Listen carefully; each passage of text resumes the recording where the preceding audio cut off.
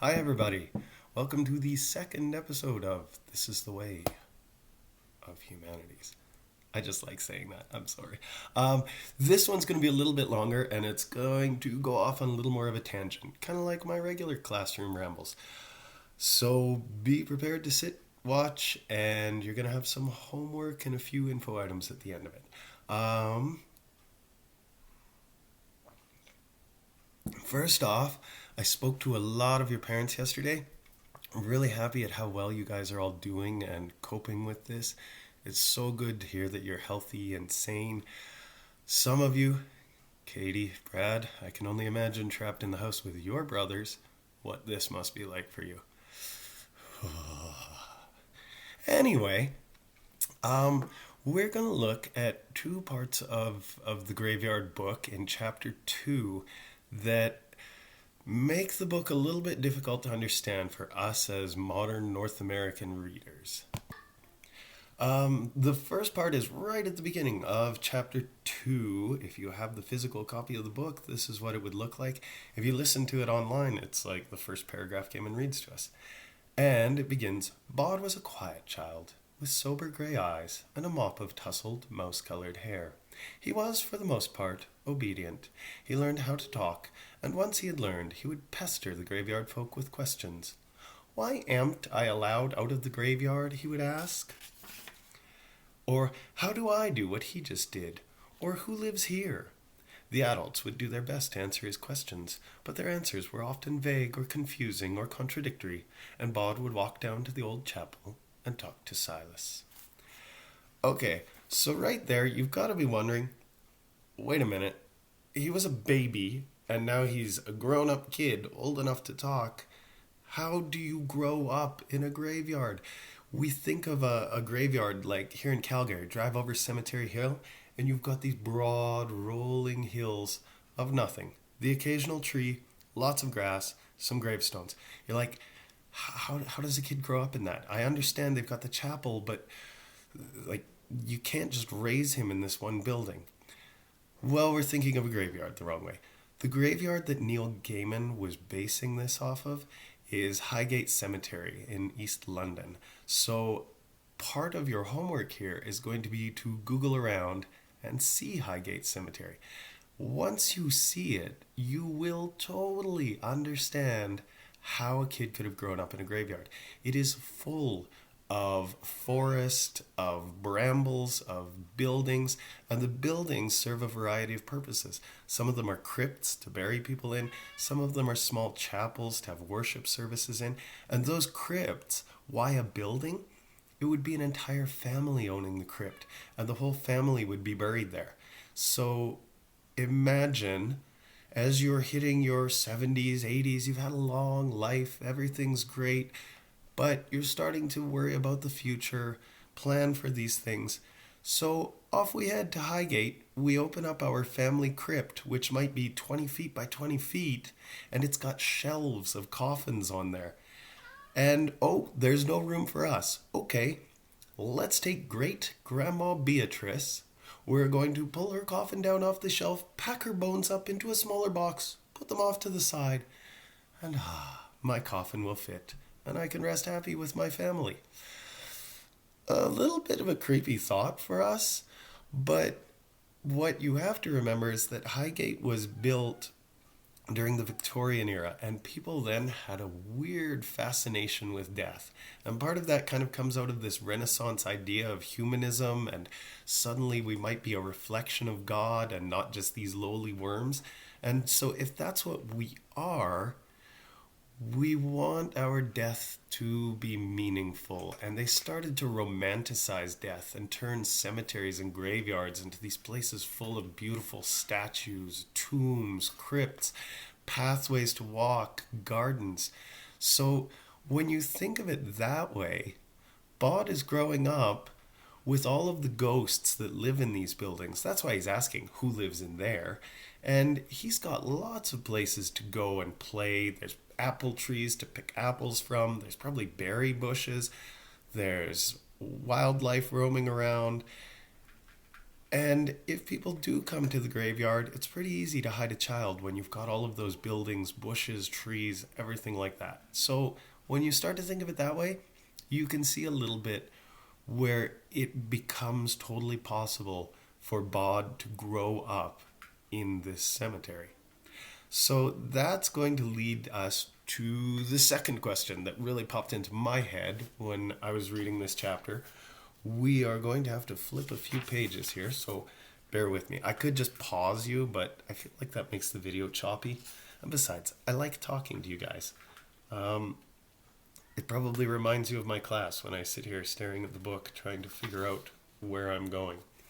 But I'm going right over to page 42.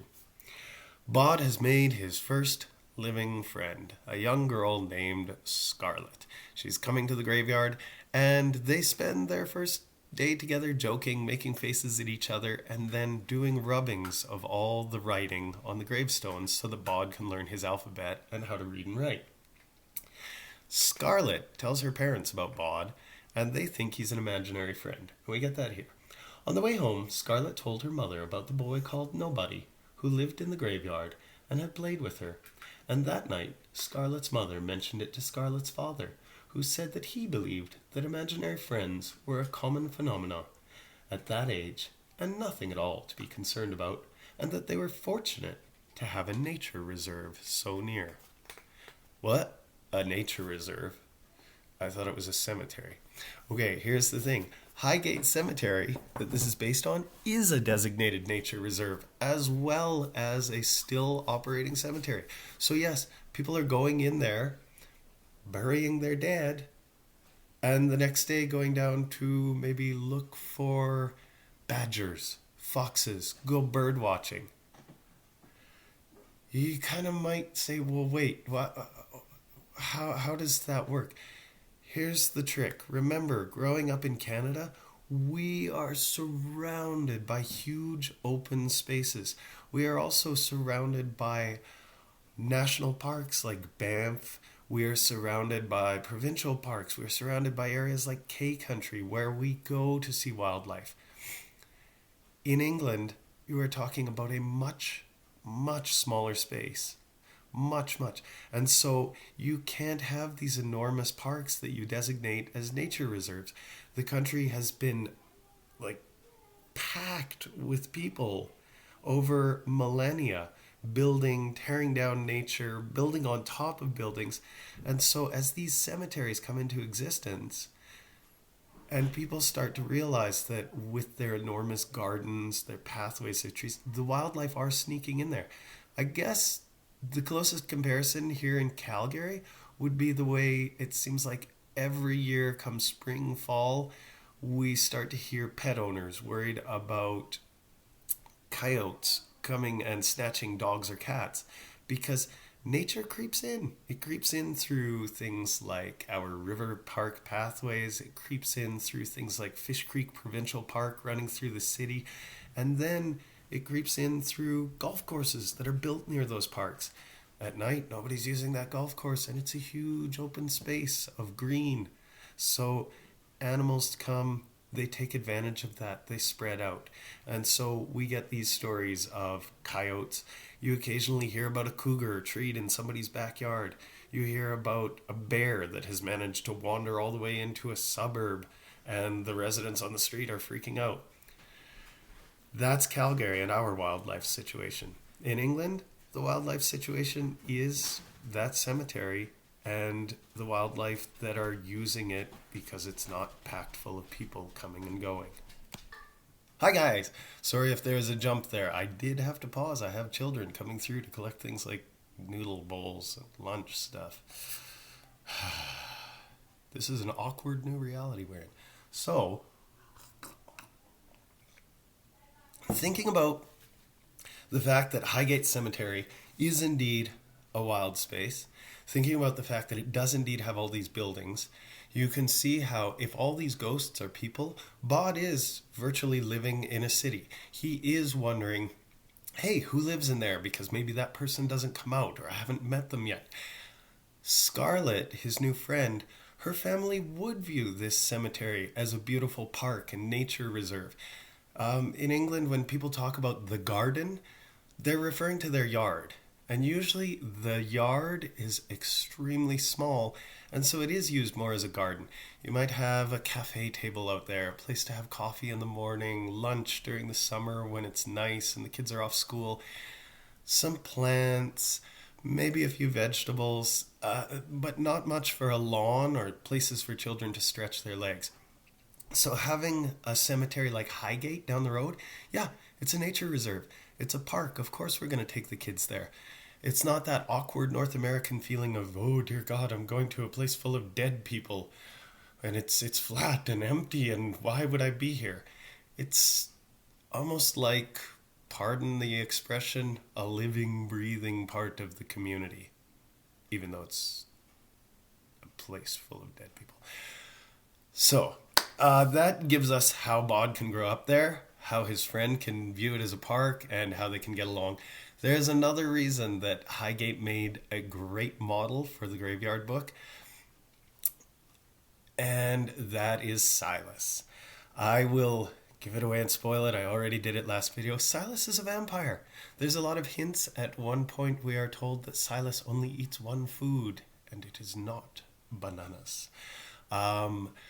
There's more hints as we go along, and Silas being a vampire factors in to the whole Highgate Cemetery thing, because Highgate actually has this strange legend of a Highgate vampire.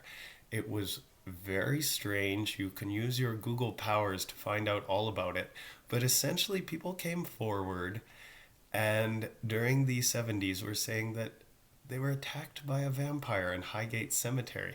And the whole thing, of course, being sensationalistic, and it got hyped in the news. Highgate's very old. It is mysterious, even though it's still active, just because it is so wild and like so big.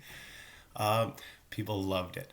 Eventually, a priest came forward and said that yes, he had indeed found, fought, and killed the Highgate vampire. No, I have no proof. But I did it. Trust me, I'm a priest. Very, very strange stuff. But you could see how Gaiman would say, oh, that legend works so well. I can have Silas in here as a vampire. And there's already a kind of a historical precedent that people would believe that this old cemetery could have a vampire. Now, obviously, Bod's graveyard is not the Highgate. It is a based on, and it's part of a much smaller town. So we've got that, but it does give us a little bit of historical accuracy. We call it suspension of disbelief, which is what you want in a book, where a reader can read something, and even though we know it's not real, instead of saying, oh, this is garbage, this isn't real, we suspend our disbelief. We say, it might not be real, but it's logical, so I can convince myself that I should believe in it. And that leads me to another point that I want to make about the Graveyard Book. I know that it's a dark book. It definitely opens on a scary note, and I hope that nobody had nightmares about that. But I think that's really important because it comes back to that suspension of disbelief. There was a famous author, G.K. Chesterton, once talking about children's stories. Somebody questioned him on why children's stories should have witches and dragons and horrible things and children being scared and in awful situations. And he said, children's stories aren't there to teach children that dragons exist. Children know that dragons exist. What they need to learn from these stories is that dragons can be beaten. And by that he meant not real dragons, but evil exists in the world. Horrible situations exist in the world. But when you read these stories, you learn that through courage, through intelligence, through perseverance, those evils, those horrors, they can be beaten. If Bod can escape from a murderer and grow up in a graveyard, I can live isolated in my home and a little nervous every time someone near me sneezes or coughs. Dragons are real, but at the end of the day, we can beat them. So, that said, you will have noticed when you went to the link to find this video that there are 2 other new things in our D2L work from home shell. One of them is an interactive world map, true size of. It is an amazing tool. Here's how it works. You go on the map and it will automatically start with a country. You right click on that country to take that country off your chosen country. And then you can click on any country you want. You can also search any country instead of scrolling around the map trying to find it. So you could type in Germany and boom, it'll drag you to Germany. Germany will be highlighted. Now here's the fun part. Once you click Germany, you can drag Germany all over the map. And what you're going to see is that Germany expands and contracts depending on where you drag it. This is to show you how big Germany is in comparison to other countries, because you can't just use a map. Because when you take a globe and flatten it out, everything becomes distorted. Every map of the world has some distortion, and most maps that are commonly used distort the size of things south of Europe and way north of Europe. And it's because for a long time, map makers were very Eurocentric. So you can click on Germany, and as you drag it north or south, you're going to see that it grows, shrinks, and it's showing you how a map distorts things. So instead of just looking at Germany over here on my map, Canada over up here, and saying, oh, Canada's so much bigger, I can actually drag Germany over and see how much exactly it is bigger.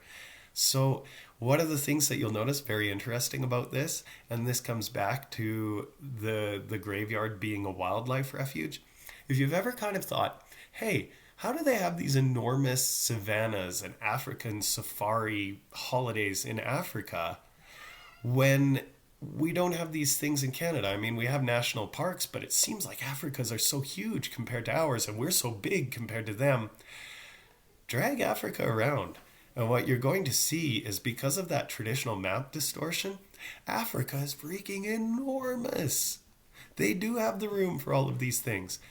Then drag England around and see how tiny it is, and you're going to see that, wow, they really do need to use their cemeteries as wild spaces and parks, because they are tiny. Another pause as children run through. Now they're delivering the empty noodle bowls. Meh, what are you going to do? So, definitely play with the true size of, and then your challenge is to write a 5-sentence paragraph. How does your worldview change because of the size of the country that you live in? We see this a lot in current events, especially living here in Alberta. We see a lot of political argument that the West doesn't receive the political representation that it deserves. Part of that is we live in a huge country. It's very easy to concentrate on our problems in the West as a prairie province, agriculture and oil, and then find difficulty seeing things from the point of view of a place like Newfoundland, an ocean maritime province whose primary industries have been dealing with the fisheries. So that's one thing. You're going to encounter lots of others. One of them we encountered right in the book. The idea of, whoa, graveyard's not a park. It's just a big open flat place to bury people. So I want you to think of what really impacts you about that and write a 5-sentence proper paragraph. Yes, you need an indent. You need a topic sentence. You need 3 supporting sentences, and you need a concluding sentence. And yes, I know some of you will want to write more, and you can. You just can't write less. That's the way it works. Your second piece of homework has to do directly with Highgate Cemetery. I want you guys to take a Google exploration of Highgate. Go around, find images. If you go on YouTube, there's lots of great walking tours of Highgate Cemetery where somebody has taken their camera and done a "this is the way" of Highgate Cemetery without even saying that, maybe. And you can see them walking around and get an idea for how big the cemetery is, how beautiful some of the architecture and the monuments are. It's really cool stuff. I want you to find a picture that you most like of Highgate Cemetery, and then you're going to go away from Highgate and you're going to start Googling around famous world cemeteries. Find a cemetery that you think is pretty cool, capture another image of it, and tell me where that cemetery is, the name of the cemetery, how old it is, and bonus, if you can find out if there's a famous person buried at that cemetery. Now, Highgate does indeed have somebody famous, which is why I have added this "let's turn Old Point" poster to my background. Um, my son is a strange little fellow. He goes around singing the Soviet Union anthem. Don't even ask me to explain. And no, that was not my political views that I pasted on him. One day he just started talking about the Brotherhood of Workers and the proletariat, had that poster up on his wall, and was singing something about "working together forever and ever." And I was like, oh no. Anyway, the poster is here because one of the famous gentlemen on that poster is buried in Highgate Cemetery. If you find out which one of those famous gentlemen, put it on your doc that you will be sending me with your 2 pictures and your paragraph, and I'll give you bonus marks. If you can further tell me the name of those 1, 2, 3, 4, 5 gentlemen, even more bonus marks. Speaking of bonus marks, we're trying to keep things to 10 hours of core content a week. We feel, the government feels, that is enough educational content for you guys to keep you on track where you should be, so that next year when life goes on as normal, you're ready for grade 9.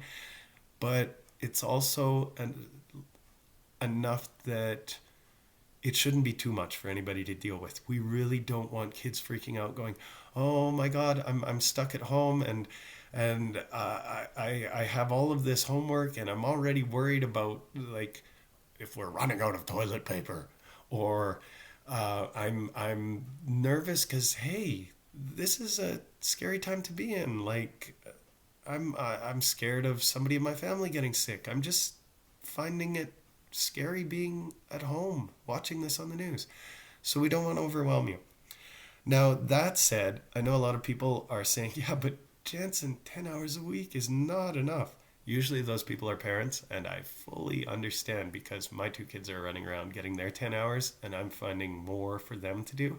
So my solution here, I'm going to be putting up another folder on D2L, and it will be called Humanities Extensions from Home.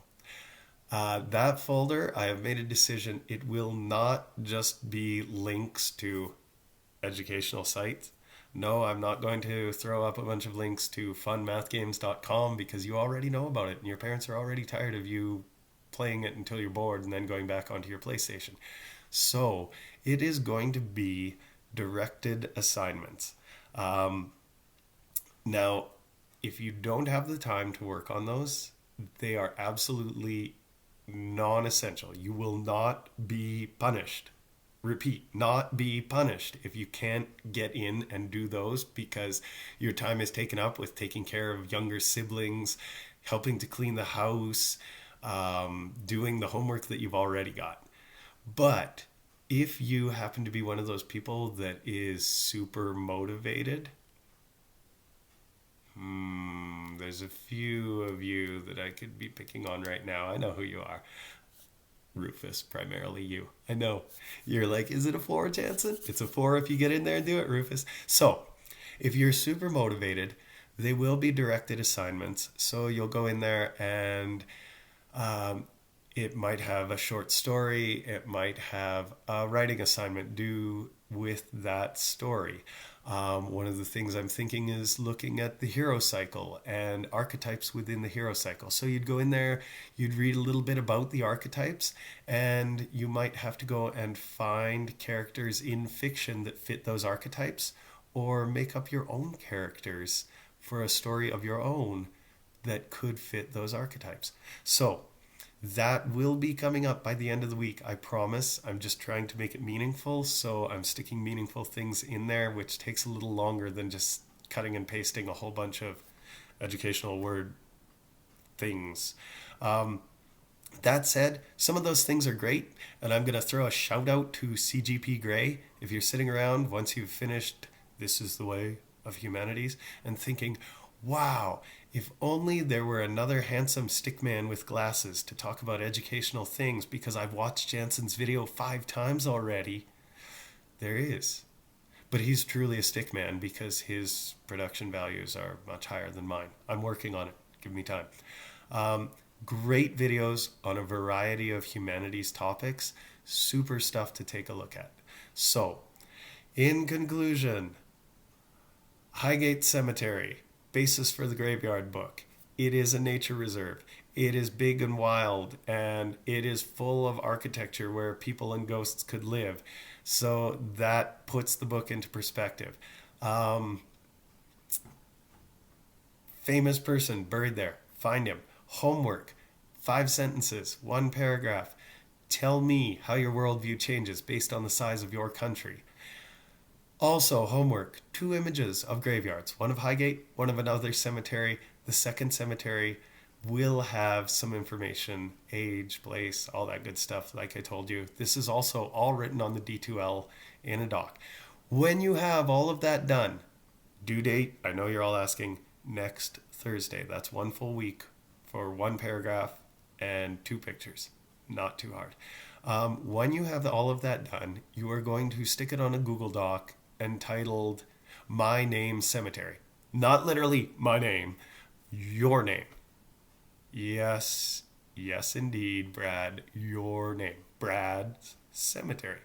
You are going to share that Google Doc with me through my CBE Gmail address, which is in the D2L on the sheet that tells you all about the assignment. So I'm not just fishing for views, making you watch this over and over to figure out the homework. You can just check it on the sheet in D2L, and that way only watch me once, which will make me sad because I won't be as YouTube famous as I would if you just watched this over and over. But there you go. Comments down below. If you figure out who the famous guy is buried at the cemetery, show up your friends. Throw it in the comments down below. Give me a like. Definitely subscribe, you guys. I want you all subscribed so that we can do a live stream at some point. I think that would be super awesome. Until next time, get out there and get educated. This is the way of humanities.